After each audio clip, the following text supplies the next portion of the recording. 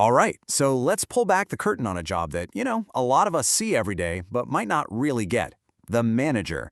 We're going to break down what they actually do, from the people on the floor all the way up to that corner office. Let's get into it. I mean, it's a classic workplace question, right? You see your direct boss, you know what they do. But the people above them, what's filling up their calendars? Well, in this explainer, we're going to climb that corporate ladder level by level and see for ourselves. So first things first, let's get a core idea down. Management isn't really a person, it's a process. It's this whole set of activities, planning things out, organizing all the pieces, leading the team, and making sure everything stays on track, all to hit a specific goal. And that, of course, is where the manager comes in. They're the person whose job it is to actually do that process. Think of them like the conductor of an orchestra. They're making sure everyone is playing together to make amazing music, not just a bunch of noise. Okay, and here is a super important idea for any manager: the difference between being efficient and being effective. See, efficiency is all about doing things right, not wasting time, money, or energy. But effectiveness, that's about doing the right things in the first place. You can be the most efficient person in the world at a task that just doesn't matter, and that's not going to get you anywhere, right? So how does this all get done in the company? Well, it's usually broken down into 3 different levels. We're going to start at the ground floor with first-line management and work our way all the way to the top. First stop, the front lines. This is the level of management that honestly, most of us know best, because these are the managers working directly with the people who are doing the fundamental work of the company. You know who I'm talking about. It's the shift supervisor, the team coordinator, the office manager, the person running your local store. These are the hands-on leaders who are absolutely essential for keeping the daily gears of the business turning smoothly. Their focus is all about the here and now. They're making sure this week's tasks get done, that schedules are coordinated, and that all the day-to-day stuff is handled. They are the direct link between the company's big plans and the people actually making it happen. Okay, let's move up one level. Welcome to middle management.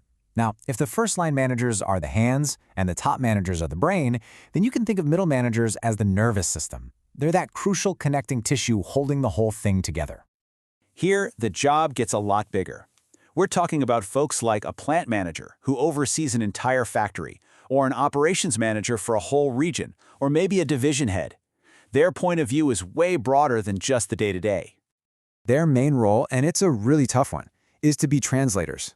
They have to take these big kind of abstract strategies from the top brass and turn them into concrete, actionable plans that the first-line managers can actually execute. They are the communication bridge, and man, they feel the pressure from both sides. And now we've made it to the peak of the pyramid, top management. These are the visionaries. Their job isn't to row the boat, it's to steer the entire ship. Yep, these are the C-suite titles we all recognize, right? The CEO, the president, the VPs. This is that small group of executives who have the ultimate, final responsibility for the entire organization. And their focus is just on a completely different planet. They're not worried about this week's numbers. They're thinking 5-10 years down the road. Their job is to set the huge goals, to make massive decisions like entering a new market or acquiring another company, and to be the face of the organization to the rest of the world. So, we've seen the 3 levels: the front lines, the connecting tissue, and the visionaries. But here's the thing, none of them can do it alone. Let's take a quick look at how they all have to fit together to work. So if we put it all side by side, you can really see the focus shift.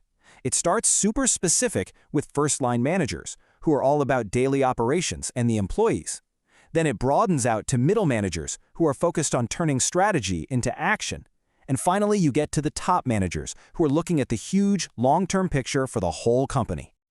And that right there is the most important thing to take away. For any company to actually work, you need all 3 levels moving in perfect sync. You need the vision from the top, the smart implementation from the middle, and the fantastic hands-on execution from the front lines. They absolutely depend on each other. So, now that we've kind of laid out the map of management, it brings up a new question, doesn't it? In our crazy, fast-changing world, which of these 3 levels do you think has it the toughest? Where are the biggest challenges today? Just something to think about. Thanks for tuning in.